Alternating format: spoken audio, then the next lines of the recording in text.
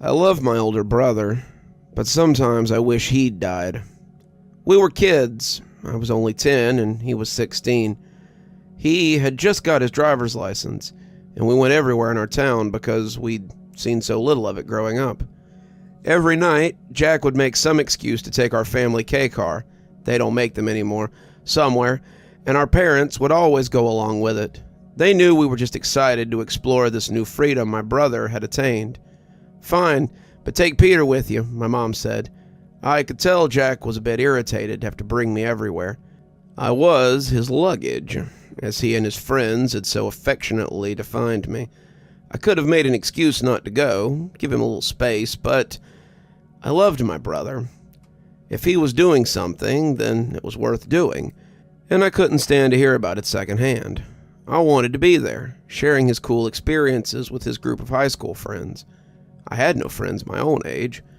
I guess I really had no friends. One such friend of Jack's was Kyle, a goofy, intense guy who could never really sit still. He always wanted to pick me up and spin me around. I hated it. Jack made him stop when he noticed how uncomfortable it made me. On what turned out to be our last drive around Bridal Veil Lake, we picked up Kyle. He was waiting on the porch in the rain and looked to be in a pissy mood. His discontent worsened when he saw me riding shotgun. "Jack, really? You brought the kid?" "Get in the back, Pete," Jack said. I crawled between the front seats, and I was happy to be there. I didn't care where I sat. Kyle got in the car and slammed the door behind him. "Drive," he snapped. "What's your problem?" Jack asked as he backed out of the driveway. "Nothing," Kyle said. Didn't really seem like nothing. Parents are being jerks again. I didn't understand then that Kyle's parents were alcoholics, and nasty drunks to boot, and his home life made ours look perfect by comparison. "Sucks, dude. You want to stay at our place tonight?" Kyle didn't answer. He stared out the window. "It's that way." "The nunnery?" "No, the 7-Eleven. Yeah, the effing nunnery. What else?" "You better cool it with the attitude or you can walk," Jack told him. What could Kyle say to that? Jack could kick him out anywhere. Then he'd have a sad walk back home in the rain.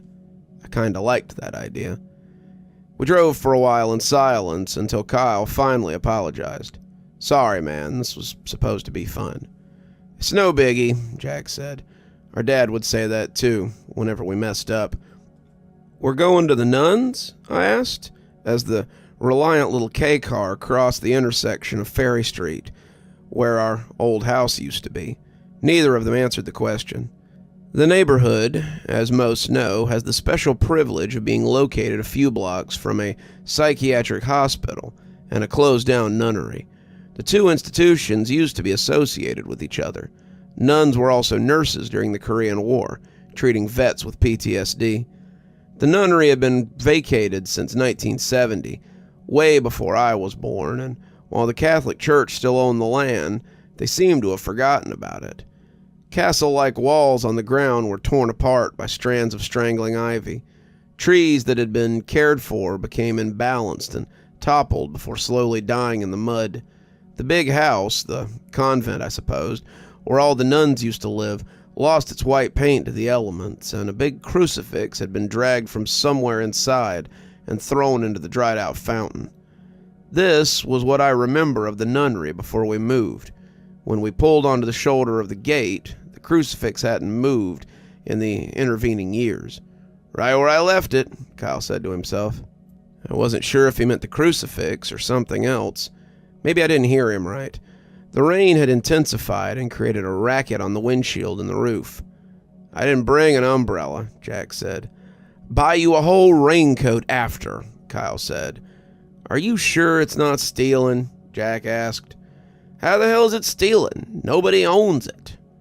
Kyle had apparently been visiting the nunnery a few times to pillage items left behind. He'd sold a rug and some silverware to a pawn shop and made a few bucks. But he wasn't the only one with the same idea. On our second expedition, he'd heard some movement on the second floor and gotten freaked out and run away. Any intelligent person would give up at that point and get a job. Kyle thought it better to rope Jack into the scheme. Jack was big, tough, and calmly fierce if the situation called for violence. I'd seen him take down the DeRollo twins during an argument over baseball. They attacked him, so it wasn't wrong that he defended himself with a baseball bat. The twins had ended up in the ER. "They're bound to have some good stuff in the basement," Kyle said, "and the rain's letting up. Let's go." Jack turned to the back seat. "You should stay here, Pete. This won't take long." "What? No way." "I'll lock the door," Jack pleaded. "Just lie down. No one will see you." I shook my head. "No, Jack, I can't. Someone will get me." Kyle chuckled, but Jack shut him up with a glare. "Okay, stay close and be quiet." It felt like a dream. Wet gravel crunched under my sneakers. I stepped in a deep puddle because I had stared up at the dark windows, wondering if anyone or anything was staring back. "Jack," I said, "I'm scared. I don't want to go in." He didn't seem to hear me. Kyle opened the door slowly and turned on his flashlight. The end of the beam showed an empty hallway and a set of stairs leading to the second floor. Kyle went inside. Jack guided me forward and knelt down to say, "Stay in front of me where I can see you, okay? Sorry for bringing you here. I know it seems spooky, but it's just an old building. If there's anyone here, they're probably homeless and just trying to stay warm and dry. They won't bother us." He turned on his flashlight and handed it to me. I felt a little better after the pep talk. It was dark and it smelled like a church mixed with dirt, but that was all. Or so it seemed. In his usual impatient, agitated way, Kyle went ahead, making a ruckus as he opened drawers in an adjacent kitchen and swearing when he found nothing of value. He appeared in the hallway and grasped a doorknob sticking out of the wall I had failed to notice. "This is the basement, but it's locked." As soon as he said locked, the practically seamless door swung open, which was the cause for more swearing. Kyle had been counting on the lock because he thought it meant the basement and its imagined loot were untouched. "No point now," Jack said. He laid a hand on my shoulder and started to turn away. "Whoa, wait, we can at least take a look," Kyle said. Jack hesitated, and I remember distinctly how he gripped my shoulder and crouched slightly to look me in the eye. "What do you think, Pete?" I thought we never should have come here. What I said, however, was that we should take a look. I didn't want to be luggage anymore. Jack giving me the power to choose felt like an opportunity. "Yeah, nice," Kyle said. He gave me a high five and rustled my hair. "Kid's getting cool." It was the nicest thing he'd ever said to me. Jack smirked. "He's always been cool. You're just slow." The chuckle from Kyle was forced. He looked momentarily stung by the barb. I think it was then that I began to realize how important my brother's approval was to Kyle. "Come on," Jack said. "We're wasting time." I opened the door, the nervous energy returning to Kyle. He was like a dog excited for a walk. My flashlight illuminated rough stone steps worn smooth by the passage of 1,000 feet. The walls were similar, though rougher, and there were hooks supporting oil lamps because no electricity had been extended to this part of the building. "Creepy," I said. "Yup," Jack agreed. "Come on." Kyle took the lead again as we descended the cylindrical shaft to a shockingly wide and long corridor. The arches in the ceiling, the floor, the walls were all constructed with red bricks, shedding their mortar. Someday, the weight of the house above would crush the tunnel. I hoped it wasn't today. "What is this place?" Jack asked. Kyle shrugged. "Looks like a dungeon." "Look at I started. The tiny barred window at one of the 6 identical doors I'd been pointing at changed. There had been some movement there, like dirty fingers retracting from a cell. "What is it?" my brother asked. I continued to shine the light at the tiny window, but the sound of a shuffling footstep further along the corridor snatched my attention. "Did you hear that?" I asked. "Hear what?" "Nope," Kyle added quickly. He didn't look scared or was working hard to seem like it. There were 3 cell doors, evenly divided on the sides of the corridor. At the farthest end there stood a heavier door, blockaded with boards nailed to the frame. "It's a passage to the hospital," Jack concluded. "The nuns must have done some work here." He didn't add that the work in question was funerary. I found that out later, and far too late. Not that knowing at that moment would have changed the outcome. Like the idiot he was, Kyle went to the big old door at the end and tried to pry the boards away. "What are you doing?" Jack asked. "Probably leads to the hospital." "Right," Kyle said. The board ripped off. Water-soaked and termite-infested wood crumbled in his hands. "So it isn't in use anymore. Maybe it was used for storage for a while." He didn't say if he meant the nuns or the current hospital staff across the street. Taking things from them would certainly be stealing. And Jack wasn't interested. "Hey man, we're not stealing from the hospital." "Of course not," Kyle said, too slowly for my liking. "I meant the nuns. Maybe the nuns left something." "Why would anyone leave something valuable behind a nailed-up door?" I asked. "Ever hear of buried treasure, Pete? Besides, like you said, we should look. Come on, it's fun." It was gross and dirty. I didn't move and continued to look at the cells flanking our position in the corridor. There were piles of rubbish underneath a moldy workbench near the bottom of the steps.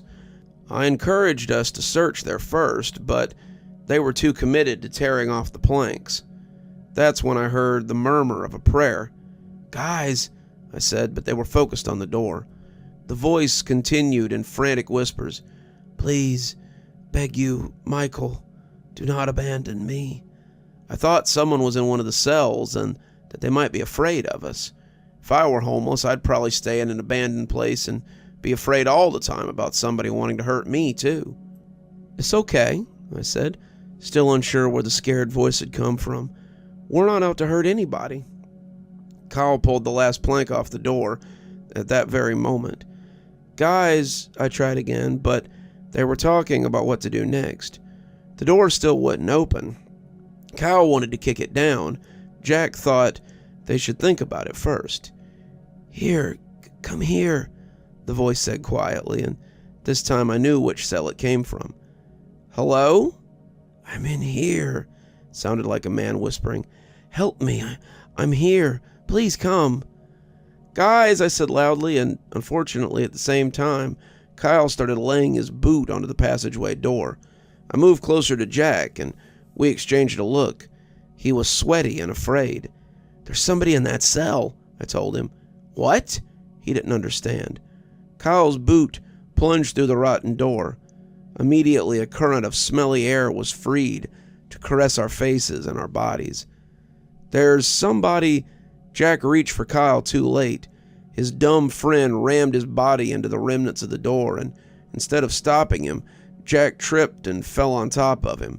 That's why I was the only one to see. Ahead, a gently curving ramp ascended, and against a painted wall came the shadows of what I can only describe as a king. His silhouette wore a tall and ornately evil crown, and he laughed as the shadows of several leashed dogs tugged him down the ramp. The shadows, however, were all that appeared. Nobody came down that ramp, only the laughter and the heavy breathing of the dogs. Jack scrambled backwards off his friend, and Kyle crawled out of the tunnel doorway. There was nothing to be seen there, yet I knew. They did too, despite their eventual denials. Something evil lurked ahead, and it had seen us. Leashes slapped the floor as if dropped, and padded feet and claws scrambled for purchase on the smooth concrete. The dogs had been let go. It sounded like it, the tunnel still appearing empty. "Run!" a female voice shouted from one of the cells. "Run! Run!" Her screams rang in my ear. I didn't know who ran first or how I ended up at the door at the top of the basement stairs. When my hands couldn't turn the knob, my legs gave out. The invisible horror pursued us. Jack raged against the basement exit. Strong arms wrapped around my wrist and lifted me and turned. Kyle was screaming in my ear. "Jack!" I called. He turned around and saw that Kyle had picked me up as a human shield. "Jack!" I pleaded. He just watched as Kyle threw me at the growls as they climbed the stairs. I hit the landing and felt their teeth sink into my flesh. The animals tore away my skin and feasted on my muscles. I was still alive when they pierced my stomach. When would I die? The pain made me wish for death. torrid screaming from below, from the cells, suddenly faded. The ordeal was ending. Only one pained howl remained. Mine. "Pete! Pete! Pete!" Jack said, over and over. The basement doorway was open now, and Kyle walked through it. Jack picked up whatever was left of me and placed what had to be my mangled corpse in the back seat. "Dad will be mad about the blood," I said. Confusion entered Jack's concern. "What blood, Pete? There's no blood. You're fine." He went to the driver's seat and started the car. Kyle wouldn't look at us. "Sorry," he said before exiting the car at his house. "Sorry, Pete. I'm sorry you fell. Tried to catch you. It was a lie. I didn't have the will to deny it, though. By the time we got home, I realized there really wasn't any blood or physical injuries at all. I got out of the car and followed Jack inside. Our parents were watching TV in the living room while we ate Neapolitan ice cream in the kitchen. It seemed very normal until Jack put me in bed and stretched out in his. We shared a room. "You okay, Pete?" "Yeah," I lied. "But what happened there?" He stared at the ceiling. "I don't know." That was the last we spoke of the nunnery. Jack stopped driving for fun. I stopped hanging out with him. I didn't see Kyle again until a decade later. I was waiting for an order at a burger place, and a completely hairless man walked in. I didn't recognize him as Kyle until I was on my way home. I don't know why he lost all his hair, and I didn't care. My brother and I grew apart pretty fast. He hadn't tried to stop Kyle. None of us should have broken into the nunnery. I never forgot the feeling of being torn apart by those dogs. I'd only seen their shadows cast on the walls of the tunnel in my waking life. In my nightmares, they were huge mutts with bloodied maws. The Dark King remained a shadow in both worlds, revealing nothing more of himself but cruel laughter on the wrong side of midnight. I try so hard to sleep, but it's not much better to meet him in my dreams. It might be worse. Jack had been in university a few years by the time I reached high school and gained access to drugs and alcohol. While his life took off into careers and family and prosperity, mine declined. I never finished high school, became addicted, and struggled to make a connection with anyone. Eventually, my parents and Jack ceased contact altogether. I'm alone, but never truly alone. His shadow follows. Sometimes I can smell his dogs. Nothing short of total substance-based annihilation of my mind provides temporary reprieve. I tried therapy, but the experts call my experience a delusion and put me on strong antipsychotic meds that don't work.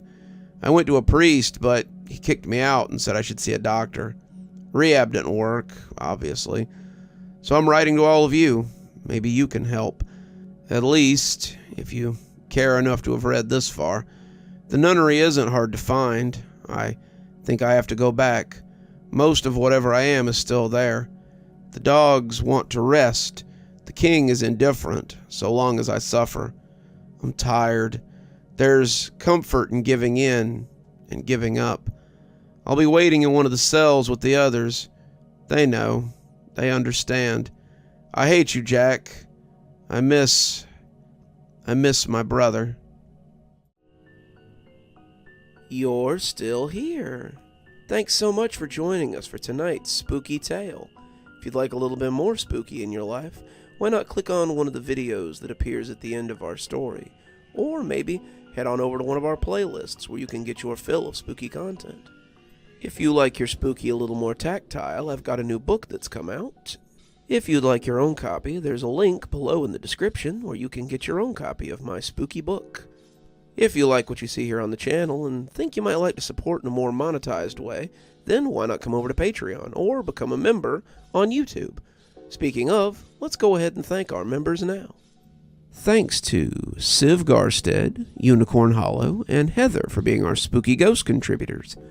Thanks to Janet, Lee Kendall, Saikat, Ronda J, Sue Casper, and Valinator for being our Spooky Skeleton tier contributors. And thanks to Hi Stacy, Winter, Xaronan, Stephanie Carrington, Tyler Parker, Cinnamon Fox, and Sarah Samar 42 for being our Ghostly Reader tier contributors. Thanks, everyone. We just couldn't do the show without you. If you too would like to support the show, we always tell you to come on down to Patreon or check out my members section on YouTube. Spooky Skeleton contributors get their video 12 hours earlier at 8:30 a.m. as opposed to 8:30 p.m. And Ghostly Readers get a book every time I write one on their doorstep. There's actually one coming up here in a few weeks, so if you'd like to get in on that, please go ahead and sign up. And as always, thanks for stopping by. Dr. Plague, signing off. Have a wonderful evening.